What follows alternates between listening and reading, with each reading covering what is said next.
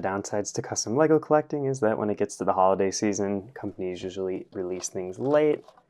So here are some of those Citizen Brick Halloween figures that were released around Halloween, but I didn't get them into video until after.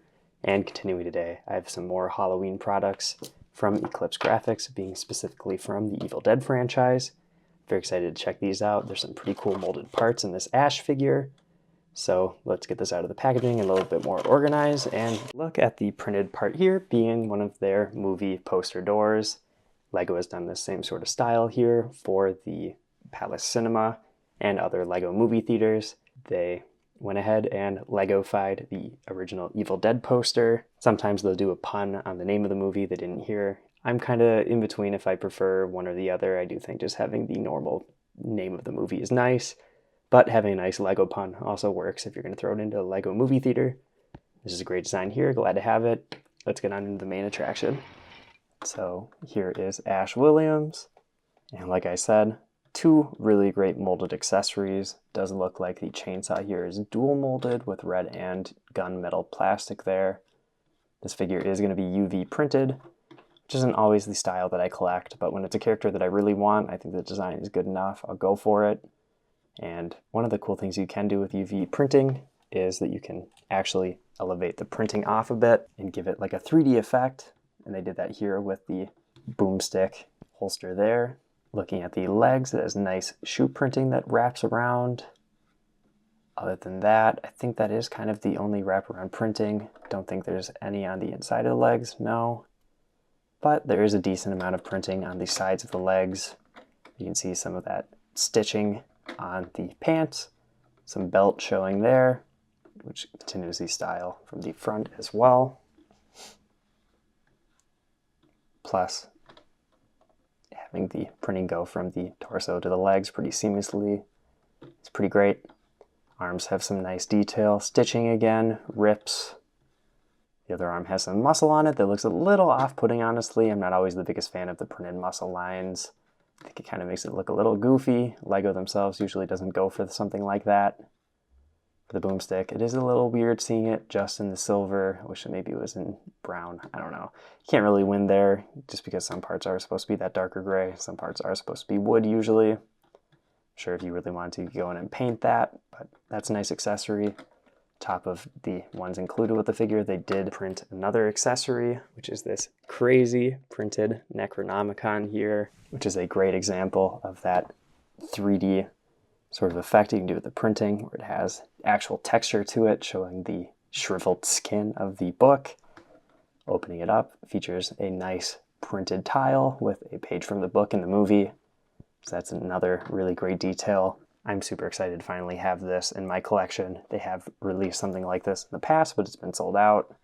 One downside, no printing on the back of the book, which is fine.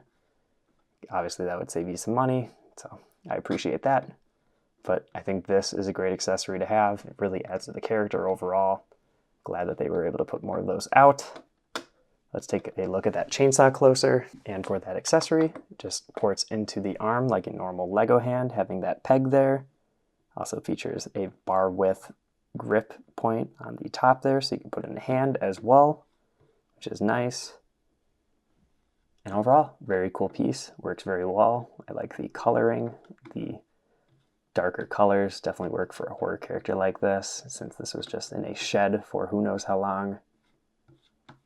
So, great accessories overall. The printing gets a little busy, just because it does have all of those like leather straps on the torso, some skin showing, and it does have some nice scar and scratch printing on the front of the face there. It's kind of a bummer. It only comes with the one expression, being that eyebrow and just stern look. I feel like it would have been fun to get a bit more of a wacky, goofy face, just because Bruce Campbell goes all over the emotion spectrum throughout the movies, and just getting one is a bit limiting. Be nice to have more opportunity to use this character in different scenarios from the movies. But from what I am seeing, pretty good. I guess one thing I would say is it's missing the chin lines that would probably be used for a Bruce Campbell figure, just because that is one of his defining features, but it does feature some like cheek detailing lines, so that adds a little bit to the resemblance.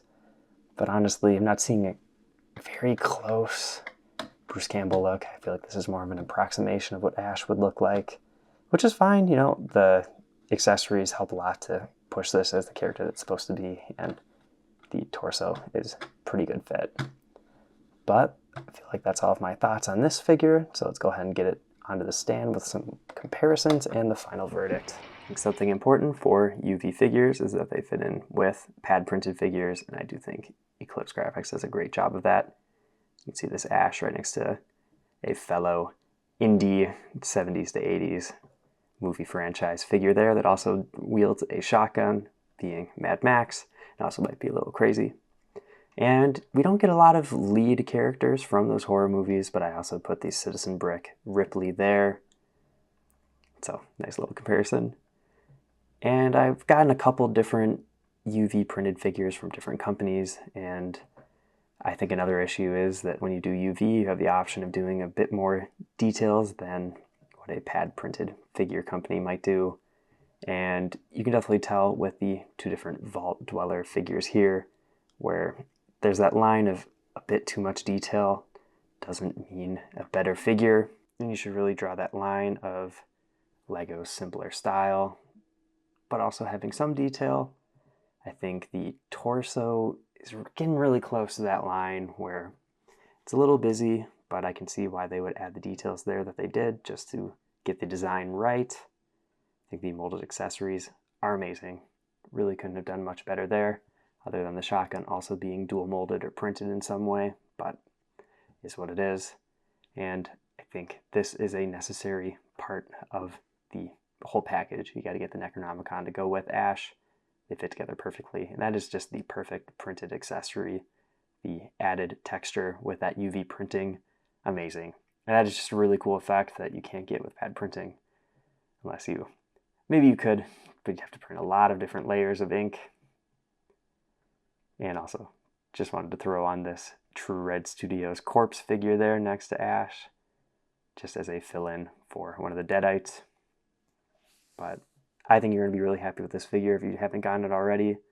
If you're a Evil Dead fan, definitely got to pick this one up. There's some other options out there, but I think with the molded accessories, really pushes it over the edge as being better. And you know what? Like I said, I think more face options, even if you could buy them separately, would have been very great.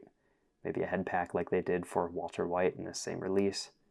But we'll have to see in the future. Maybe that's something they'll consider and throw out there at some point. But great figure that fits in with probably any horror figure you have, or like I said, other just movie characters. That's why I picked this one up. But let me know, what do you think of this figure? If you want to see more custom Lego reviews, check out all the other videos on my channel. I've been Brickwarriors. I'll see you in the next video.